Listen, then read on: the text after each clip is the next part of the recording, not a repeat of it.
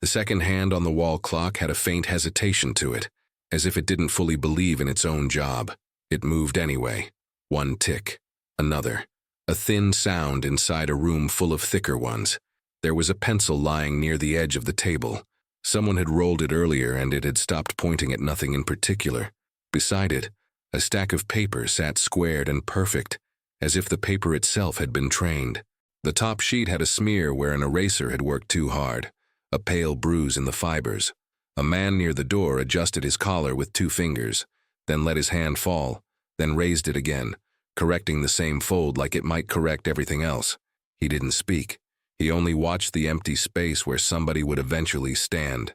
There were cups on a tray, metal, dull, the kind that held heat and then betrayed it. One cup was still steaming. The steam rose in a thread, made a small turn and disappeared. Another cup had gone cold and carried a thin skin across the surface that looked like a thought left too long. Somewhere beyond the walls, a generator held a steady note, a low animal hum. It made the air feel occupied even when nothing moved. Under it, smaller sounds tried to live their lives. A chair settling, fabric brushing fabric. A throat cleared softly and then immediately regretted. The telephone sat as if it belonged to the furniture. Its cord looped like a sleeping snake. No one touched it. They looked at it the way people look at things that can suddenly become unbearable. A window, half covered by a shade, let in a slice of light that fell across the tabletop. Dust floated through it in lazy, undisciplined spirals. Each speck drifted as if time was plentiful. Someone at the far end of the room kept folding and unfolding a note. Fold, press, unfold, smooth, fold again. The paper grew softer at the edges, more obedient, like it was learning its part. No one asked him to stop. No one asked him anything. A boot heel tapped once, one accidental beat, and then froze, as if even the floor had shushed him. The man wearing the boot looked down at it like it had betrayed him. He shifted his weight and stood absolutely still after that, turning himself into an object. There was a smell of ink and oil and damp wool. It wasn't strong, just present, like a memory that refused to leave. The air felt recently breathed by too many people, warm in places, cold in others. On the table, a map lay open, its creases running like old veins. It was held down at the corners by ordinary things. An ashtray, a ruler, a small tin box with screws inside that never got used. The map didn't move, but it felt as if it wanted to. The paper lifted and settled with the smallest shift of air, like a chest rising and falling. A cigarette burned in an ashtray without anyone holding it. It made a thin spiral of smoke that climbed and then fell apart. The ash lengthened, trembling, holding on longer than it should, like it didn't want to drop. At the back of the room, a coat hung on a nail. The coat's sleeves were empty and still, but they kept their shape as if a person had just stepped out of it and might step back in. The coat swayed once, barely, when someone walked past too close. It stopped again. Outside, wherever outside was, there was a distant rhythm that could have been trucks or feet or doors closing or something being moved into place. It came in waves, then faded, then returned. Each time it returned, it sounded a little nearer, though maybe that was just the mind wanting patterns. A man with a wristwatch glanced down at it, then quickly away, like the face of it was rude. He rubbed his thumb against the side of the watch, feeling the metal, grounding himself. He did it again, and again, not counting, not praying, just making sure his hand still belonged to him. A sheet of carbon paper sat tucked between 2 pages, its black surface smudged at the corners. It made the quiet feel official. The room was full of things designed to record what would be said. The room was not yet full of words. Someone poured water into a glass. The sound was too loud, clean, bright, out of place. The pouring stopped abruptly. The glass was left half full, as if finishing it would be tempting fate. The man who had poured it stared at the water for a moment, watching it settle, watching the last small waves disappear. No one sat comfortably. Even the ones in chairs sat like they were ready to stand at the slightest cue. Shoulders squared, hands placed deliberately, a hat held in the lap and turned slowly, like a wheel that didn't know where it was meant to go. A cough muffled into a sleeve. A brief murmur near the corner, 2 words too low to catch. Then silence again, thicker now because it had been disturbed. The clock kept going. Tick, tick. The second hand still hesitated, still moved. The room was balanced on that hesitation. Then, faint at first, almost mistaken for the generator changing pitch, there was another sound, a distant siren testing itself, or a horn far away, or a warning that hadn't decided whether it was needed. It rose, wavered, and stopped.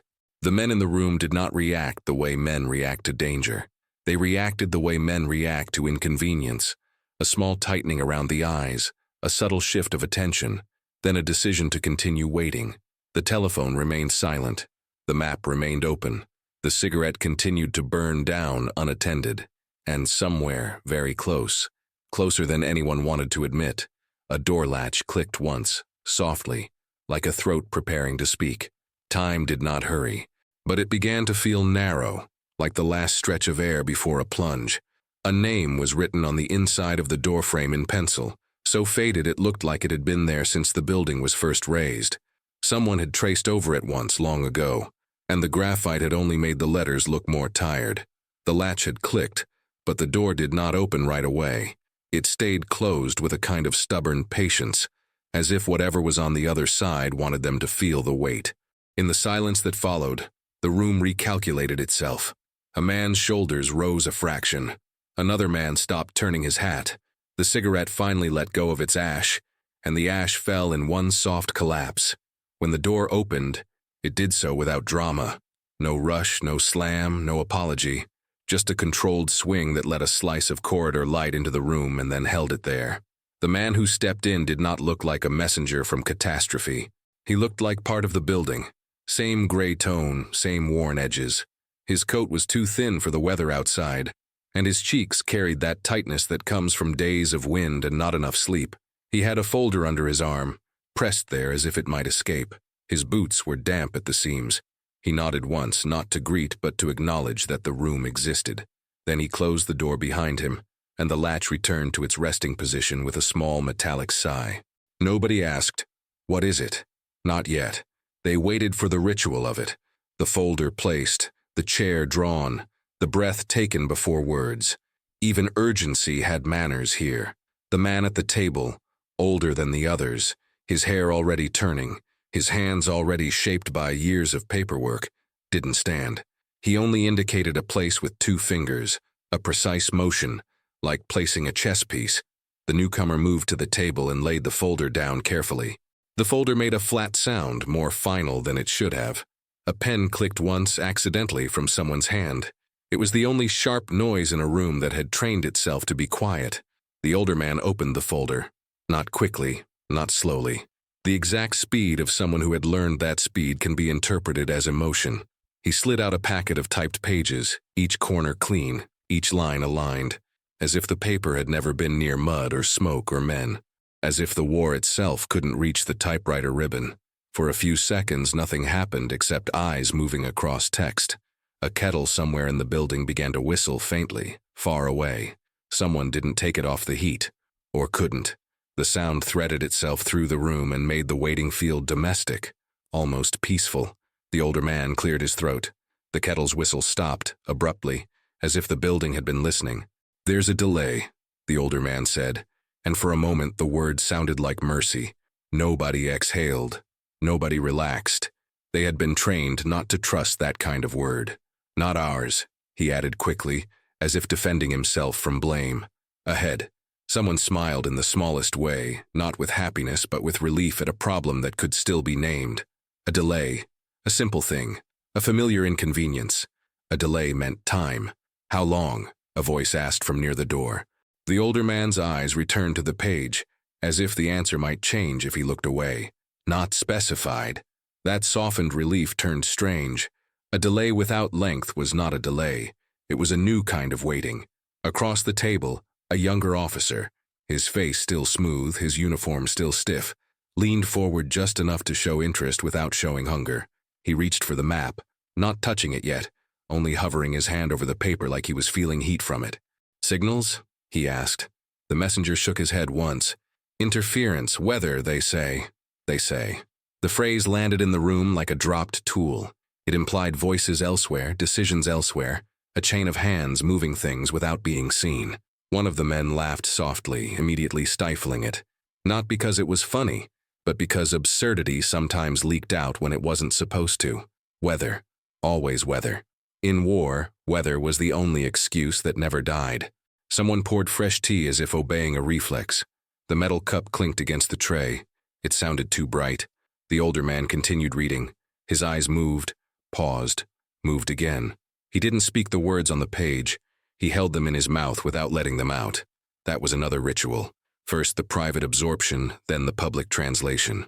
Outside the half-covered window, a faint vibration passed through the glass. A convoy turning somewhere. Heavy weight shifting position. The world arranging itself. There's a change in the schedule, the older man said. And now the room tightened again, because schedule meant plan, and plan meant the illusion of control. He tapped a line on the page with the tip of his finger, once, then removed his hand as if the paper might burn him. They want the movement to continue, but with a different sequence. The younger officer's hand finally settled on the map. His fingertip traced a route without pressing, as if he didn't want to leave evidence. Continue, he repeated quietly, the word tasting tested, but altered. The messenger stood very still. His eyes had that look of someone who had watched the same decision roll downhill in another place. He hadn't been asked his opinion. He wouldn't offer it. He only held his posture like a delivered package. The older man's voice stayed neutral. They're concerned about congestion, timing, visibility. The room let the words sit. Congestion, timing, visibility. Ordinary words, the kind you could say on a train platform, the kind you could say in a factory, the kind you could say anywhere. And in this room they carried an edge you couldn't see until you touched it. A man near the corner, older than the younger officer, younger than the one reading, shifted his chair slightly. The chair legs made a short scrape. He winced, as if that sound might be recorded as dissent. "What about the reports from the last 48 hours?" he asked carefully. "The irregulars." He didn't say more. He didn't say the names. He didn't say the things that would make the room colder. He left the thought incomplete so it could be ignored without appearing foolish. The older man glanced at another page. His expression didn't change. "The reports are noted," he said. "They're being evaluated." Evaluated meant placed in a stack. Evaluated meant someone, somewhere, would decide whether reality was convenient. The younger officer gave a nod that might have been agreement or might have been obedience. "So we hold until the delay resolves. Then we proceed with the adjusted sequence." "Hold," the older man repeated, and for a moment the word sounded like comfort again. Hold meant staying in rooms like this. Hold meant tea and maps and the steady hum of the generator. Hold meant not being out there. Hold meant time. And yet, as he said it, the air in the room felt thinner, as if the word itself had used some of it up. Someone at the far end of the table had been quiet the entire time. A man with a rougher face, his hands scarred with work rather than paper. He had been assigned here for reasons no one discussed. He cleared his throat once. All eyes turned to him, not because he was important, but because he wasn't the kind of man who spoke in rooms like this unless the room demanded it. "We've been holding," he said very quietly. It was not accusation, it was fact. It sat in the room without raising its voice. The older man looked at him, then at the paper again, as if choosing between two realities. His finger moved down the page, stopping at a line near the bottom. "The delay," he said, "has an instruction attached." He lifted his eyes. The kettle in the distance began to whistle again, faintly, as if someone had forgotten it a second time. "The instruction is this," he said, and his voice remained level because level was the only allowed shape of fear in this place. "If communication does not return by the next marker, the movement proceeds without confirmation." Nobody moved. Even the dust in the window light seemed to hesitate. "Next marker," the younger officer repeated, almost whispering. The older man nodded once. "A time. A fixed time." The clock on the wall continued its faint, stubborn ticking. And now the waiting changed shape, because it was no longer waiting for an answer. It was waiting for a deadline. The clock was louder now, or perhaps the room had grown quieter around it. Each second landed with a soft authority, as if time itself had been promoted without anyone being told. Someone reached up and adjusted the shade on the window by a finger's width. The light shifted, barely noticeable, but enough to redraw the dust in the air. The particles rearranged themselves, slow and patient, indifferent to schedules and markers. The messenger had not moved from where he stood. His boots left damp half-moons on the floor, darkening as they dried. He watched them fade, the way a man watches something disappear without knowing why it bothers him. A clerk entered quietly from a side door, carrying a clipboard pressed flat against his chest. He hesitated when he saw the room assembled, then stepped inside anyway, because hesitation itself had become routine. He handed the clipboard to the older man and waited. The exchange was practiced, nearly graceful. "Routine checks," the clerk said, softly enough to keep the words from spreading. The older man glanced down. Fuel tallies, inventory confirmations, weather summaries stamped with identical signatures.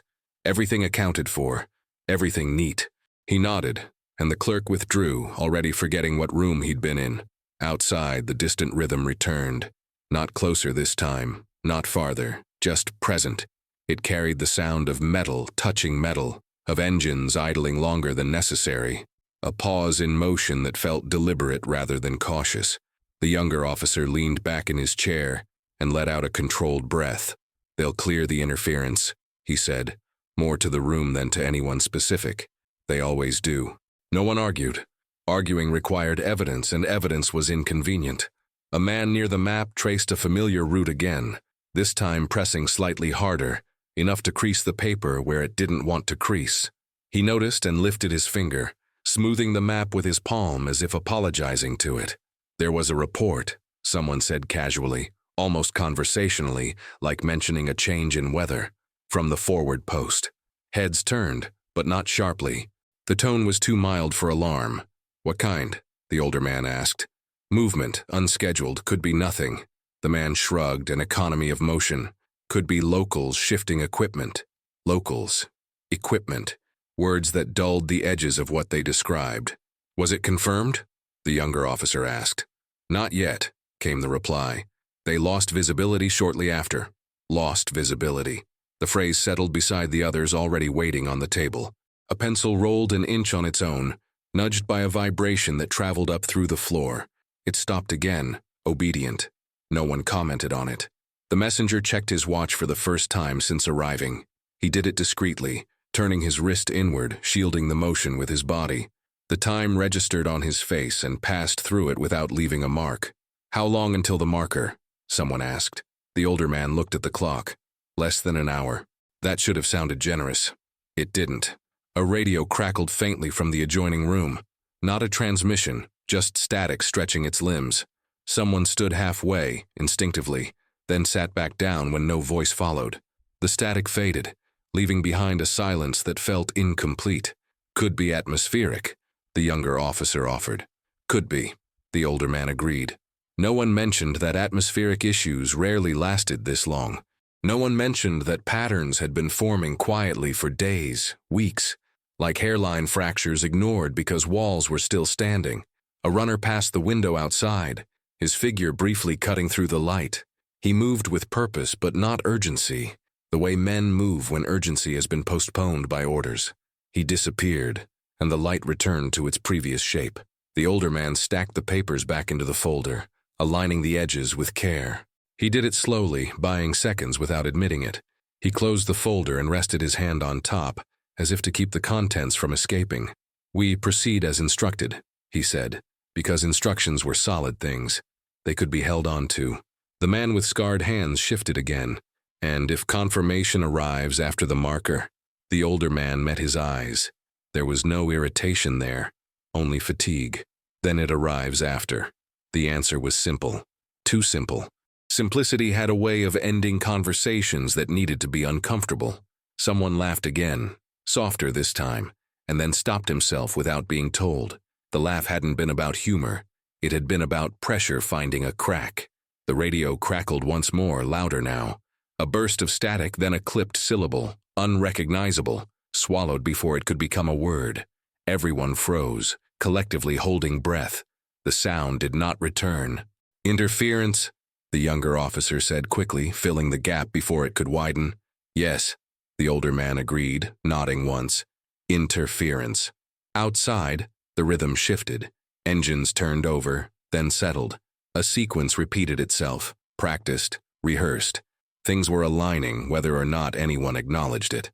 The clock's second hand reached the top of the face and began its circle again. Time was still moving forward. It was simply no longer asking permission. The light outside the window changed without anyone touching the shade.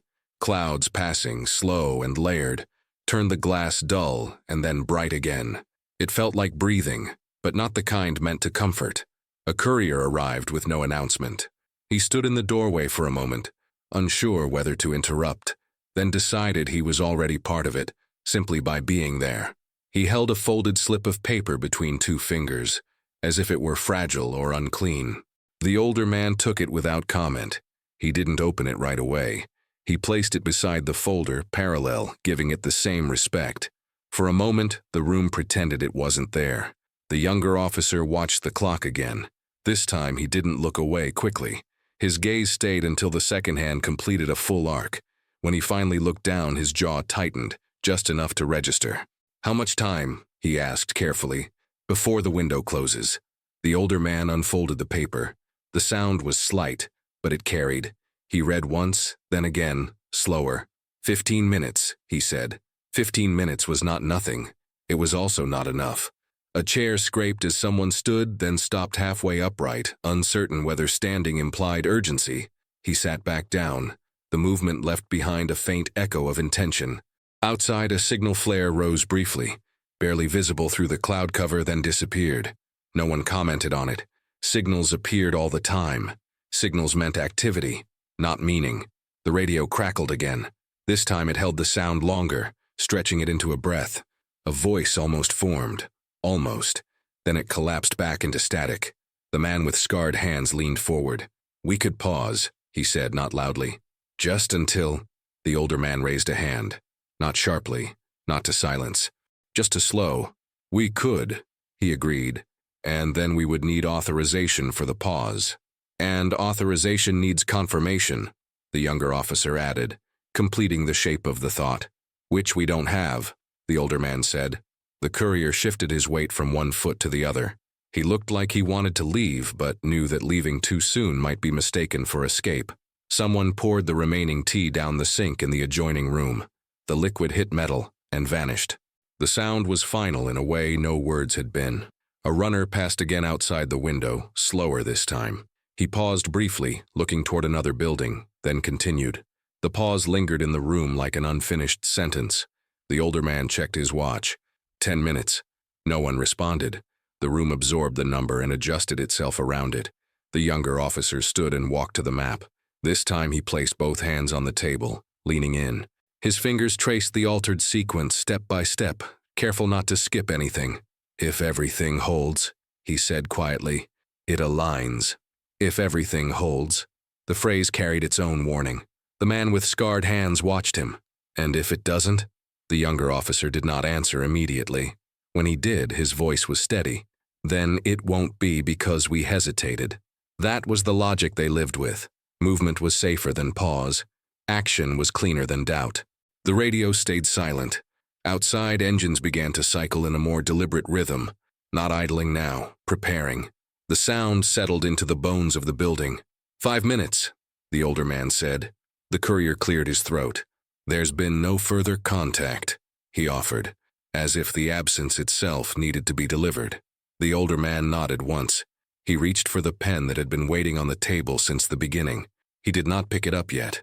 His fingers rested beside it, close enough to feel its presence. No one told him to proceed. No one told him to stop. The clock's second hand moved toward the marker with quiet certainty, and in that narrowing space, the room held its breath, not because it believed something could still change, but because this was the last moment when believing had not yet been proven foolish. The pen made a sound when it was finally lifted. Not the writing, just the slight click as it came free from the wood, a small noise that felt larger than it should have. Everyone heard it. No one reacted. The older man turned the pen between his fingers once, as if checking its balance. He did not rush.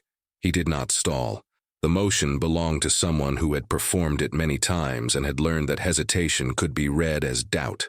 Outside, a vehicle backfired and then settled into a steady churn. The sound repeated, consistent now, no longer accidental. Something had been set into motion and was keeping itself alive. The radio remained silent, not even static. The kind of silence that suggested someone had turned a dial all the way down and then left it there. The younger officer glanced toward the doorway, half expecting another interruption. None came. The corridor beyond stayed empty, the light unchanged, the air undisturbed. Whatever was going to arrive had already missed its chance. Time, the older man said quietly. No number followed.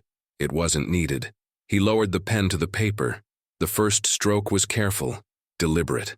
The ink spread into the fibers like something waking up. He wrote his name the way he always did, without flourish, without speed. Each letter formed cleanly, as if it had been waiting for this moment to exist. The man with scarred hands looked away as soon as the pen touched the page. Not in protest, in acknowledgement. He fixed his gaze on the map instead, on the familiar lines he had memorized and mistrusted in equal measure. The courier exhaled, slow and quiet, realizing too late that he had been holding his breath. He adjusted his posture, straightening as if a weight had been removed, then stiffening again when he realized what kind of weight it was. Outside, a horn sounded once, not an alarm, a signal of coordination. It echoed briefly, and then was swallowed by the larger noise of engines turning in sequence. The younger officer stepped back from the table. He folded his arms, then unfolded them, then clasped his hands behind his back, searching for a posture that matched what he felt. He found none that fit. The pen finished its work. The older man lifted it, capped it with a soft click, and set it down exactly where it had been before. The paper did not move. The ink glistened for a moment, then dulled as it dried. No announcement followed, no declaration. The act did not demand witnesses, even though everyone in the room had seen it. The older man closed the folder. The sound of it closing was heavier than the sound of it opening had been. It felt like a door shut somewhere far away.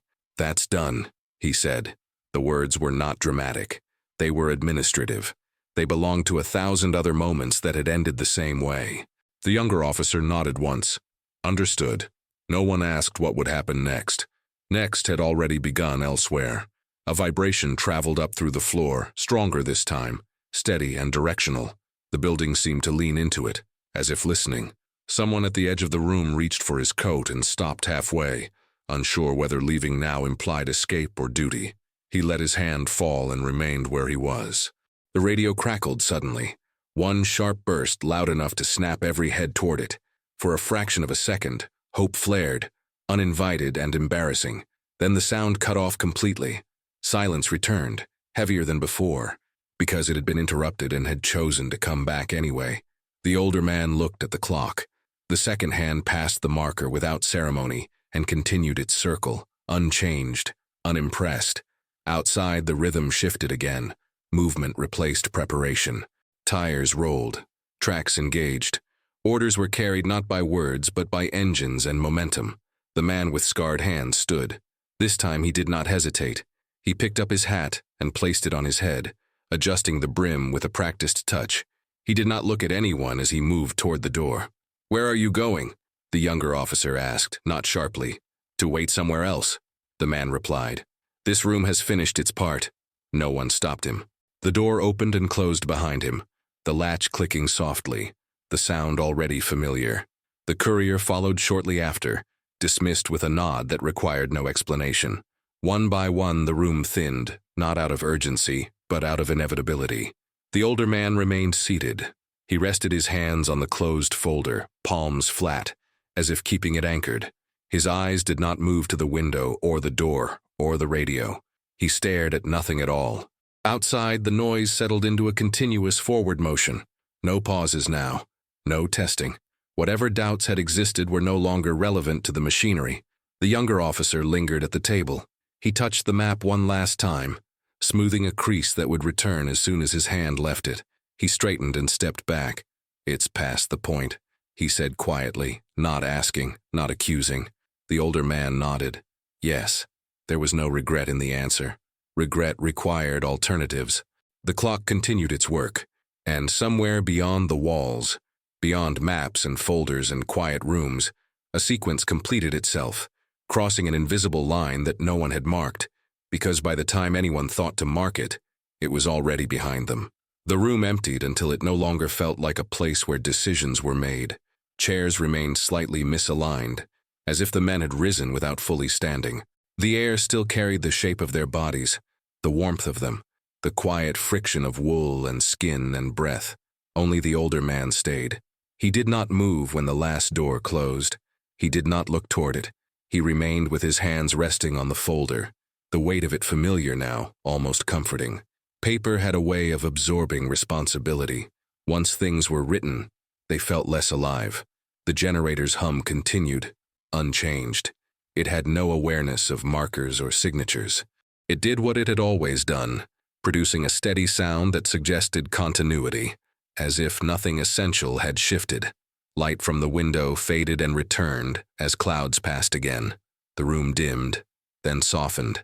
Shadows moved slowly along the wall, stretching and retreating like tides that did not care what stood in their path. The clock kept ticking. Its rhythm no longer felt like a measurement. It felt like proof. Somewhere in the distance, the engines were no longer distinct. They had blended into a single forward-moving presence. Not louder, not faster, just committed.